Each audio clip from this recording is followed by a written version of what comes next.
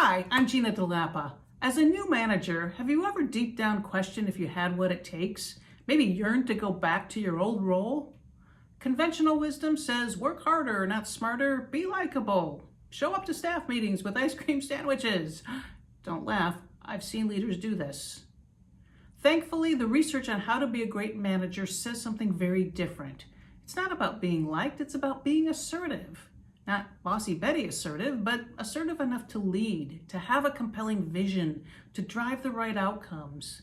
You can get all of these results if you start with one simple thing. Take a new look at how you manage your time.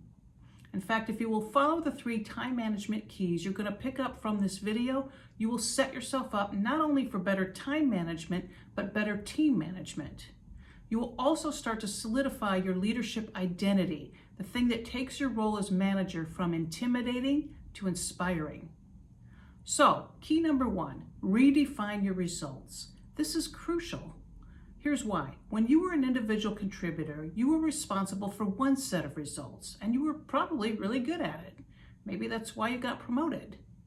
But too often, people move into management with the same mindset that made them succeed in their previous role, not their new role. But if you stay in that mindset, you're going to be stuck and frustrated and not know why. So here's a good exercise to help you get unstuck. Take out a sheet of paper or grab your iPad and make 2 lists side by side. Label the first list Old World and the second list New World. Under the first heading, jot down the results you were responsible for as an individual contributor. They might be things like meeting certain sales numbers or clocking so many billable hours. What were the qualities that helped you succeed? Maybe it was being likable or having strong technical skills. Whatever they were, jot them down under that same heading. Okay, now start fleshing out the second list, New World. What results are you responsible for now? How will you measure success? How will your company measure success? While you're doing this, be sure to list all the requirements that might not be in your job description. For example, inspiring each team member's best work, having a clear vision and getting the team on board with it, creating a culture of accountability. By the way, these are all qualities Gallup discovered when they studied what makes a great manager. If you're going to manage your time well in this new world, you've got to know what outcomes you're aiming for. Once you've done that, and by the way, don't be dismayed if you look at your second list and go, I've got a big, huge skills gap. Don't worry about it. That's normal. You can get new skills, and you don't have to get them all at once. For now, just stay focused on managing your time.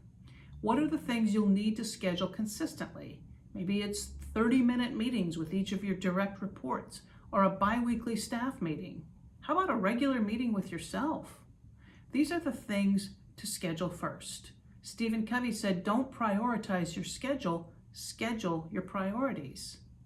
Okay, so if key number 1 is redefine your results, key number 2 is optimize your energy. This is going to help you and it's going to help your team. 2 questions to ask yourself in light of your new role. What predictably energizes you and what predictably exhausts you? Do you know what exhausts almost everyone? Monday morning meetings. It's too much too soon. And again, research bears this out. Here's an example. I had a boss who used to hold staff meetings on Thursdays around 11 a.m. Afterward, we'd all walk to lunch, or at least anyone who wanted to, and it worked. It worked beautifully. Then a new manager came along and it was back to the Monday morning slog fest. Instantly, the office vibe changed. You want to be your team's hero? Go with what works. Here are some questions you can ask your team and of course ask yourself. When do you do your best work? What days of the week? What time of day? When are you least focused? You're not going to please everyone, but you can use this info to structure your work week. You'll start seeing improvements to your energy, your productivity. It's a great feeling to make progress on things that matter. I love what Tony Robbins says. He says, progress equals happiness. Finally, and we'll wrap up for now with key number 3, trade busy for productive. You've got to put some parameters around your work week and work day, or you'll end up feeling frazzled and as though you should have still gotten more done. Again, schedule your most important work first and let everything else fall around that. But here's another tip. Come up with a number or maybe a percentage to put some limits on your daily and weekly calendar. So maybe your limit is no more than 2 outside meetings per day, or I'm going to fill no more than 65% of my daily calendar, knowing I need to leave room for the unexpected. And come up with your own numbers, but this is how you build more focus into your days, more structure and fulfillment.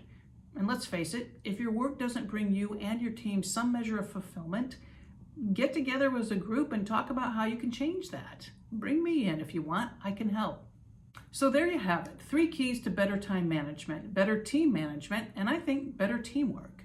Redefine your results, optimize your energy, trade busy for productive. And if you really want to learn these, here's what you do. Sometime in the next 24 hours, share one of these keys with someone else. You can even share this video. I'm Gina DeLappa. For more tips on leadership and culture, visit ginadellappa.com.